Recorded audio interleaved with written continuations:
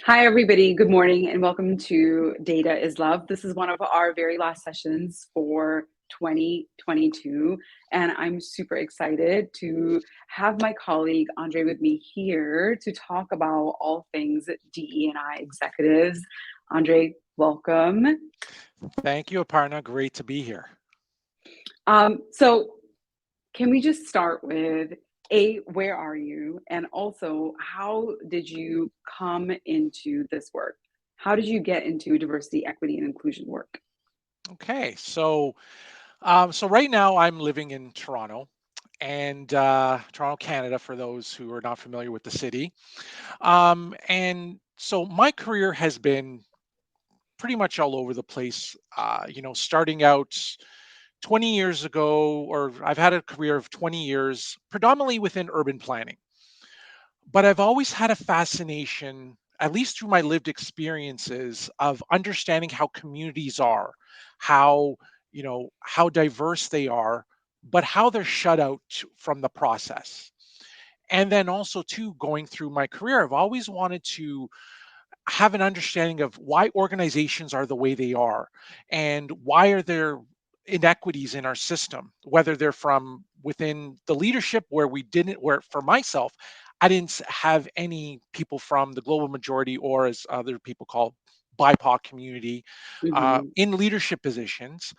And why are people like myself, yourself, and other people who are not in these positions, and why have they not gotten to those positions? So that's a whole area of understanding cities and understanding cultures and understanding communities.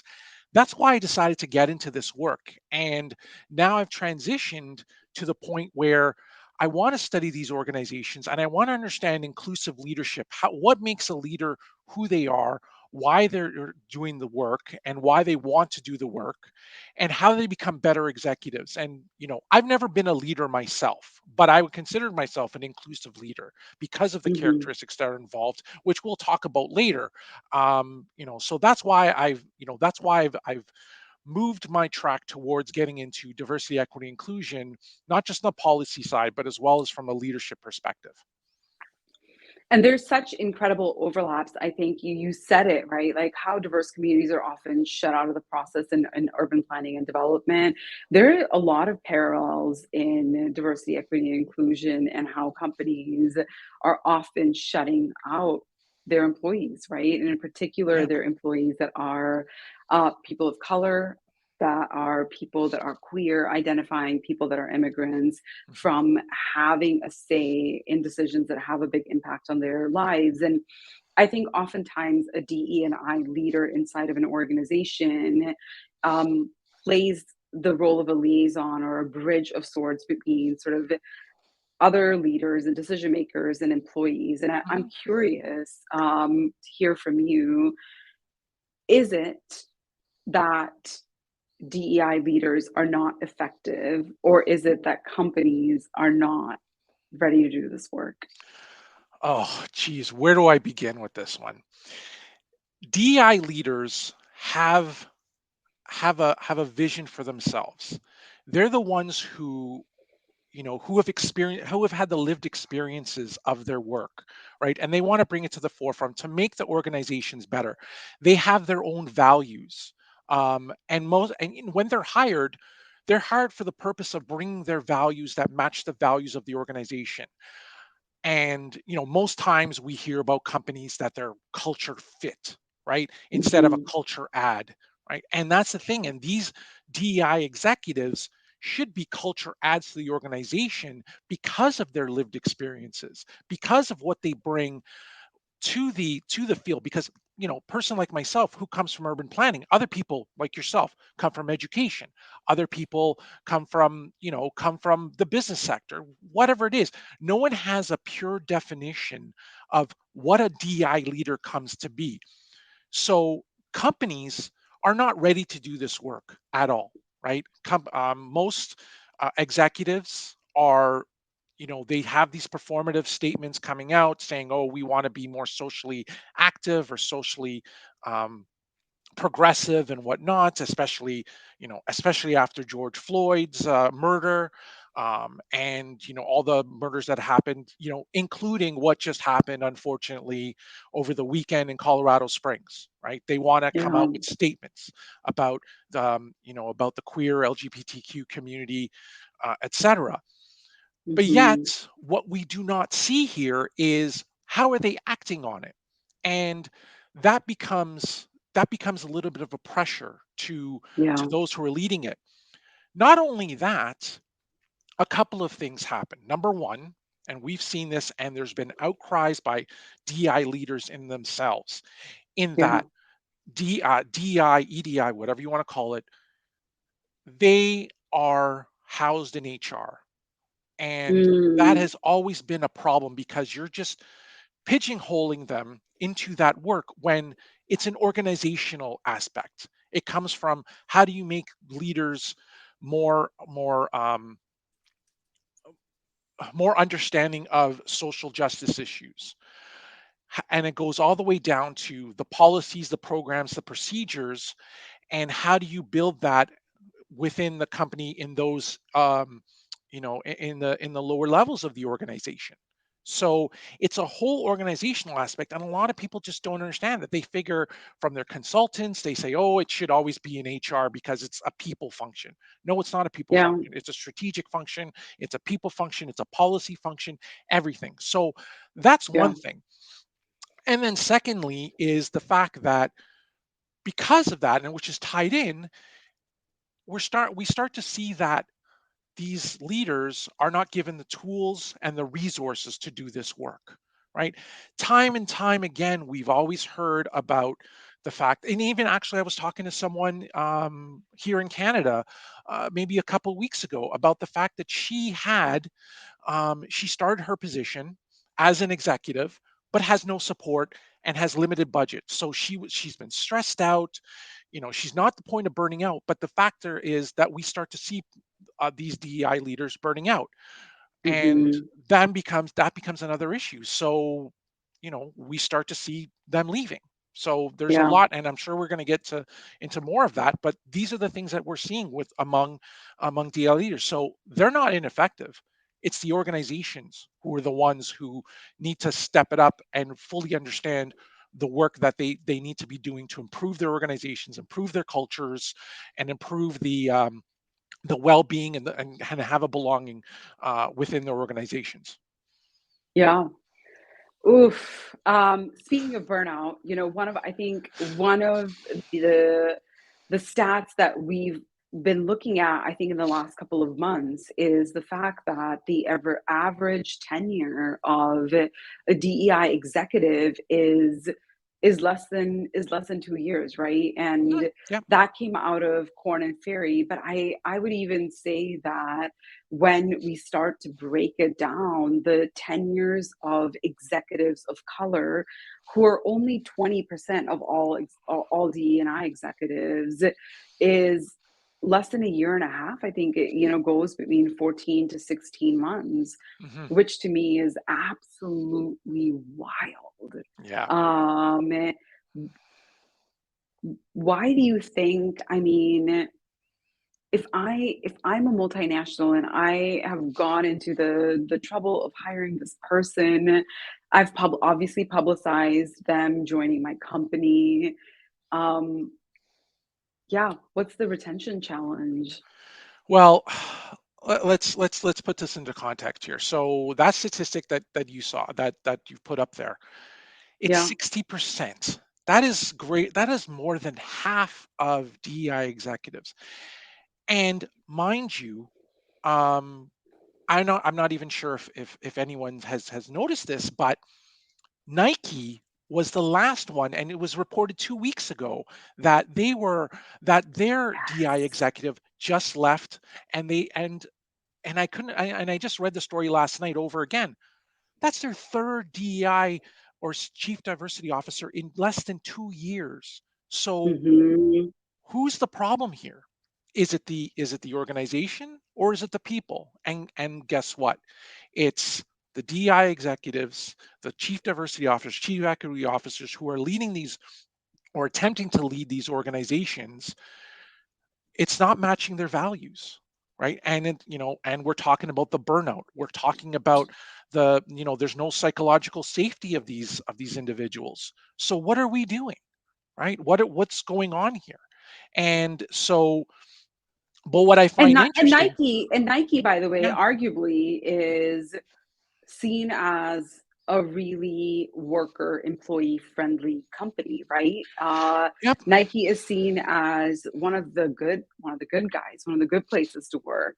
hmm yeah, and also too, and I want to put this into context here. So in US and more than likely in Canada, so let's just say North America, take away from Mexico, for instance. And we start to see that there are, we're seeing this burnout here, but we don't see this burnout in the UK. We don't see this burnout Mhm. happening in parts of the EMEA or Yeah, in APAC regions and stuff like that. So yeah. what is the issue here? And we're talking about the fact Mhm. that over here in North America, a lot of it has to do with race is first, and race is as we talk about, race is a social construct, and the fact that also too that there's a totem pole. If anyone has read Caste from Isabel Wilkerson, whereas there's a Yes. pole of you know black Americans or black Canadians are at the bottom of that pole, and then of course it goes to Italians and Hispanic people or Latine people, and it goes all the way up to the chain, which is the Anglo-Saxon people, the Yeah. white people. And Mhm.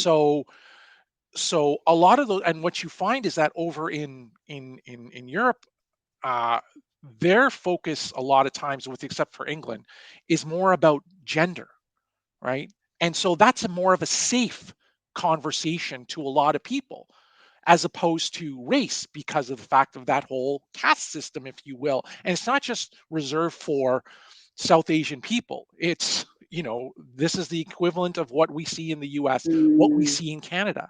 So there's going to be that status symbol, and you're regulating what black people can do in those positions, and then Mhm. it ends up being that they end up burning out because you're not giving them what they should have as Yeah. resources. Whereas in the UK, whether you're black, white, South Asian, who are there, they're given the resources, and you don't see the levels of burnout that you do here in North America. So there's a culture thing that's going on here in these, especially in the multinationals, the global multinationals.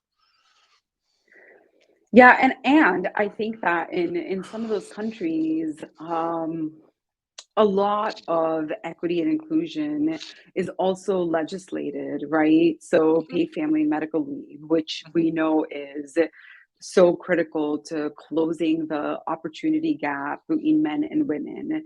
Um, that exists. People of all genders take time off when either there's a family emergency or when they are, welcoming a new kiddo into their families.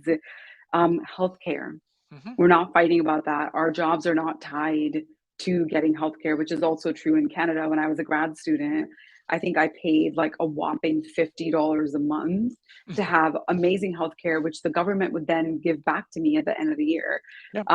because I because I was a student. Hmm. So I think that there's other aspects of equity and inclusion that have been legislated on. So you really are then focusing on what DEI looks like in employee experience, and then I Hmm. think integrating it into other facets of running a company, Yeah. which is obviously not happening in the United States, right? Yeah. And we see intense burnout.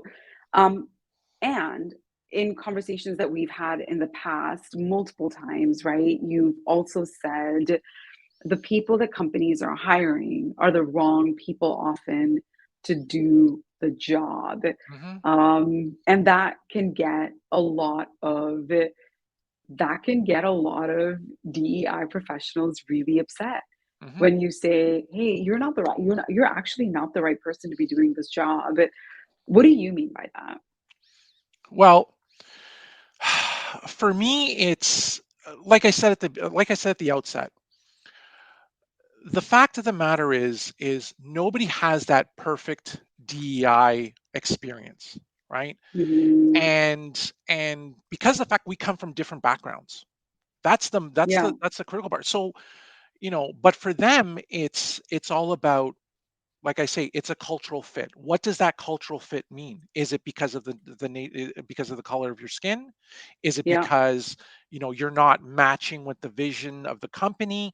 Like, it's such a culture fit is such a loaded statement, right? And then yeah, also too, one of the things that I've railed about too is a lot of these executives, even who want to get into these leadership positions, who are from the global majority, yeah. BIPOC communities, whatever, is that whole statement of executive presence. What does executive presence mean? Yeah, what is Right? executive Like, what presence? does it Yeah, mean?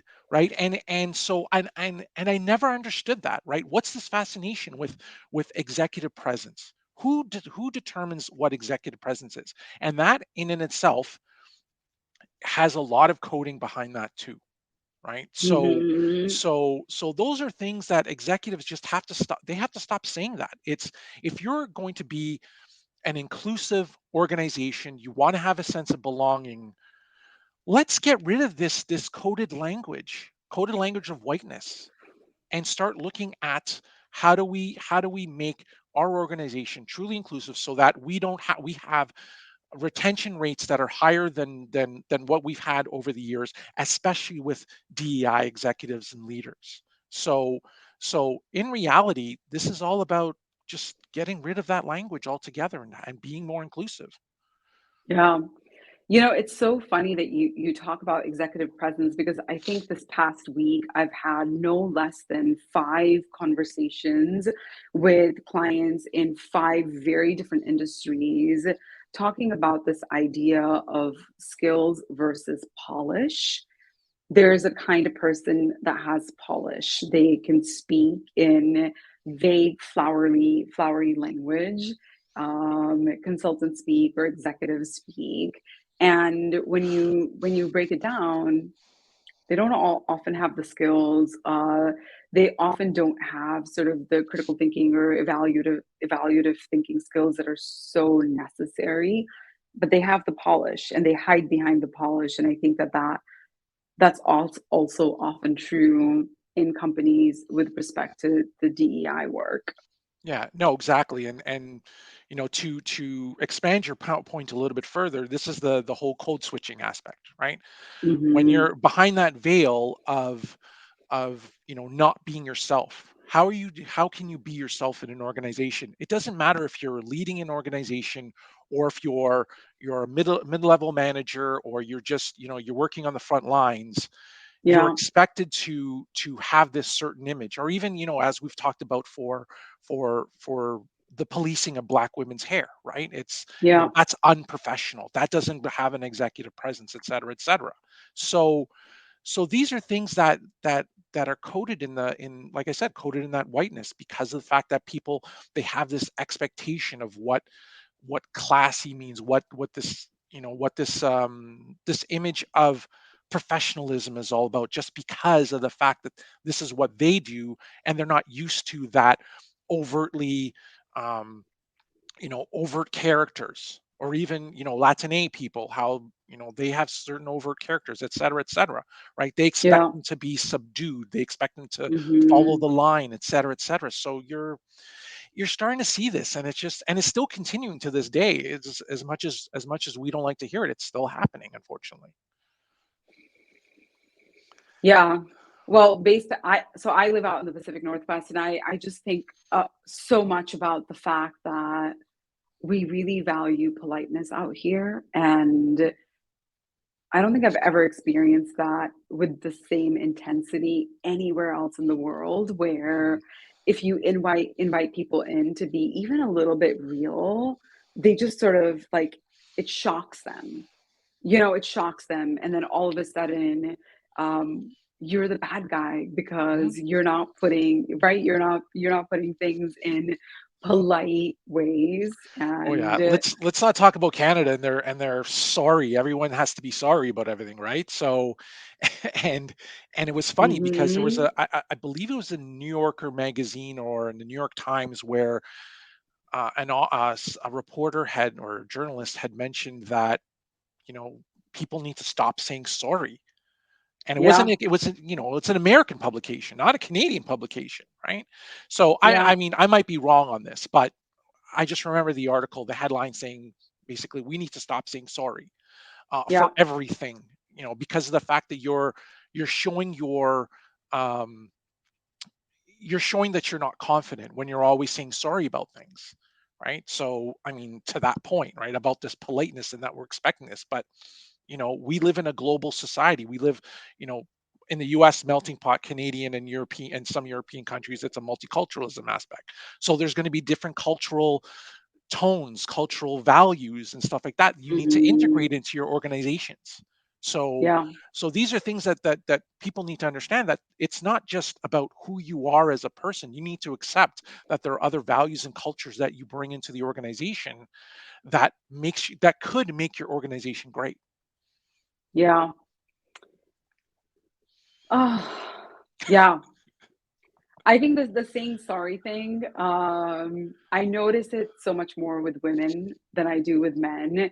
I'm sorry for being 2 minutes late, and I'm like, "Oh, okay. Yeah, no big deal." I mean, Yeah. did you maybe have to use the bathroom between, like, your 6-hour block of meetings or get a glass of water? Hmm. I think that that's okay. That kinda makes you human. Um, alright, I wanna switch gears a little bit. So Yeah. we've talked about, um, what so what some of the challenges are organizationally.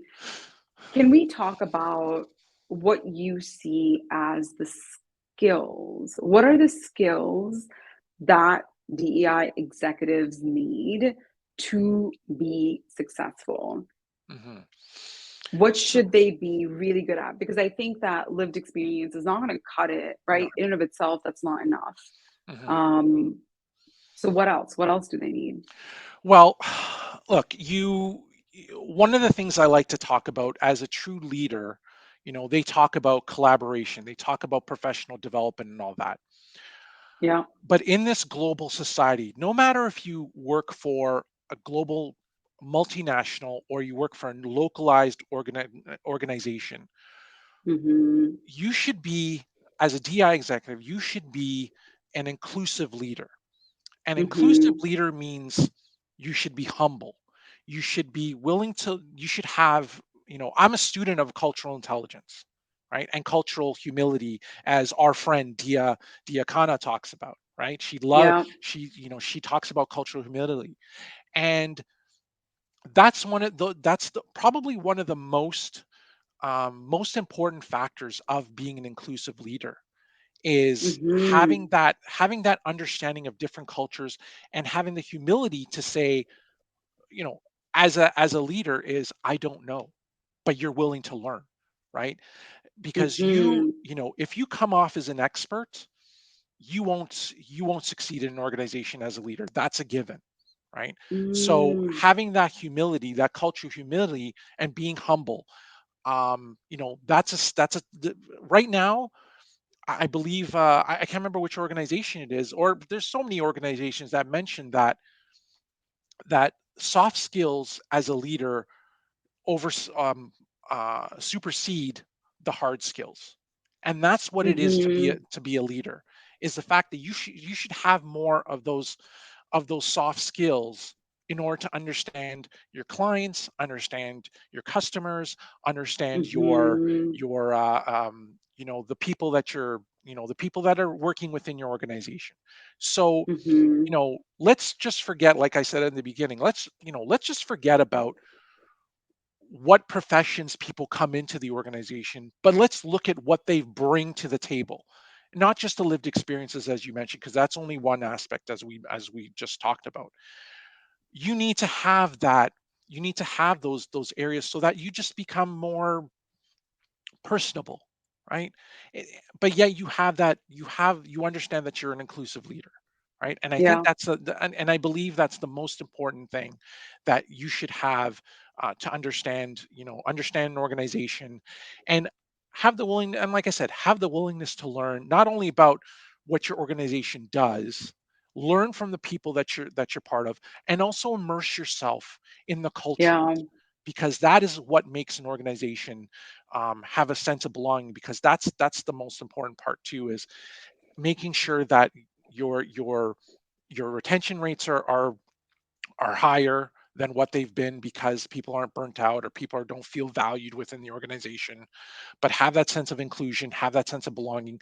But you as a leader have that inclusive leadership to provide that whole circle of soft skills to move forward. What are some of the hard skills that you think DEI leaders need to have?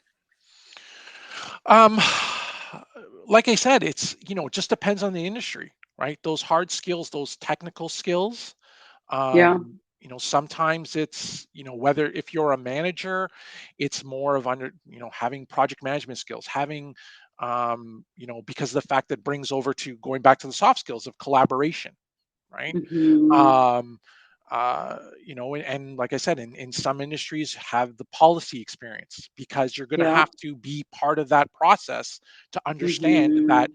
poli- there's going to need to be a change in policies, there needs to be a Yeah. change in programs, right? Because Yeah. there's certain timelines you're going to have to fully understand that this is a long process, and that's something that a lot of organizations don't understand. They think, oh yeah, we're all based on timelines, oh yeah, we need to do this.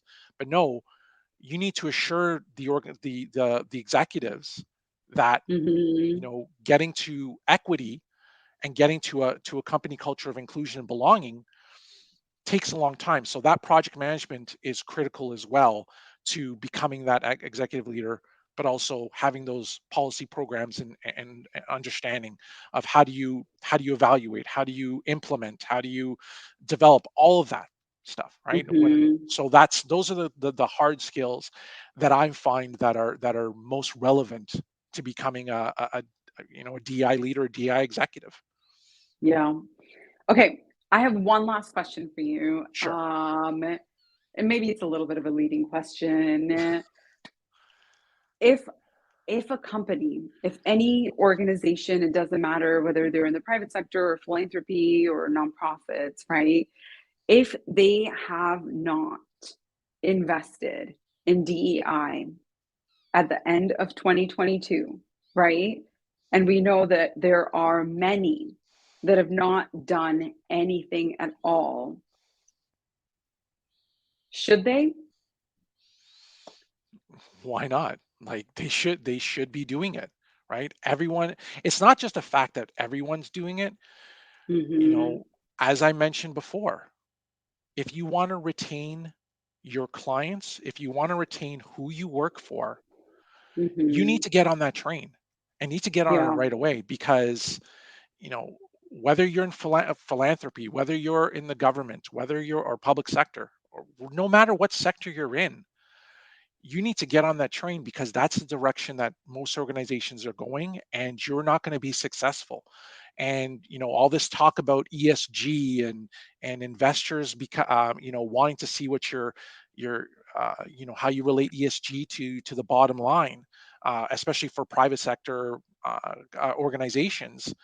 um, that's going to be something that organizations are need to follow through with. And um, people won't come work with you, because especially millennials who want to enter the workforce, or who are already in the workforce, who are the more vocal about about EDI issues, about social justice issues, about equity. They're the ones who are going to say, hey, if they don't match my values, all right, I'm out. Right. And we're starting to Yeah. see, even before, even during COVID, it's right now, it's an employees market, right? Mhm.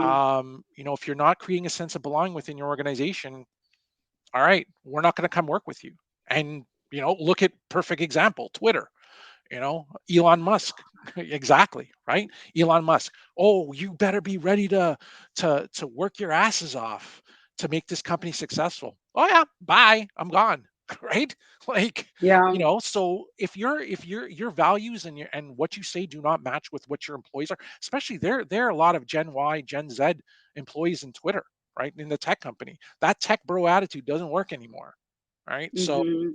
so And to be clear, people are not saying, "I'm not willing to work hard," right? Like, to be clear, I think Gen Z and millennials, we get a really bad rap about being lazy or not working hard or not being plugged in enough. And I don't think that, that's actually true. Like we're here for it. No. Like Mhm, I'm here to work really hard, but don't tell me that I have to work 80 hours a week. mhm. That's actually not reasonable. Yeah, There's not no j scenario in which that's reasonable, that's healthy for me, that's healthy for my relationships, and if that's what you need for your company to be profitable, then you really have to rethink yeah, your and business model. yeah, and not just that, it's, why do I need to be in the office? Like, you have, we've advanced so much long before, let me go back to my urban planning things where my urban Mhm. planning background, where for years we've talked about commuting, we've talked about the environment, right? And talked about this hybrid working environment. COVID forced Yeah. everyone to do that. And now these Mhm. executives, because of the fact that they've, leased out their buildings and their office space and whatnot, they want to have a purpose and they want to bring people back to the office. But you know what? A lot of people, including myself, I would rather say, hey, I I can work hybrid. I don't need to be in the office. And that's another reason why a lot of people aren't going back, or they don't want to work for a company that wants to force them back to the office. And Yeah. so whether you're a DI executive, you're a CEO of a company, or even just a, like I said, a frontline worker, with the exception of those who Mhm. need to be there, like our hardworking nurses, our hardworking Yeah. teachers who need to be present. Um, Mhm. they don't need to be there, and that's simple as that. Yeah. Oh, thank you so much for joining me, for this conversation. I have I've been taking notes this entire time, and I have so many incredible takeaways around how companies can do better, how we can show up as more inclusive, more humble, shake hands, kiss the babies. If you're in a DEI job, you better be out in the field talking to people, learning about their lives so Mhm. that you know what their priorities are. Thank you so, so much. It was a pleasure, Aparna. I love this conversation. I love the work that you're doing and how you're promoting, not only from a data perspective, but as well as from a DEI perspective. And I really, really appreciated this conversation. Thank you. Brilliant. And if anybody watching today wants to connect with Andre, LinkedIn, right? They can send you a message to connect with you. And um, also, it's good to have a little variety. So follow him and connect with him. And one of the things that we didn't get around to talking about today is how you think about DEI from a very global lens. But we're going to have to save that for another time. Have a great week, everybody. It's Thanksgiving in the United States. So hopefully, it's an opportunity to have a little bit of downtime, and if not, just, we're in the final leg of the year before we can hopefully all put our feet up and take a deep breath before starting the new year. So have a great week. Thanks. Bye, everybody. Bye, everyone.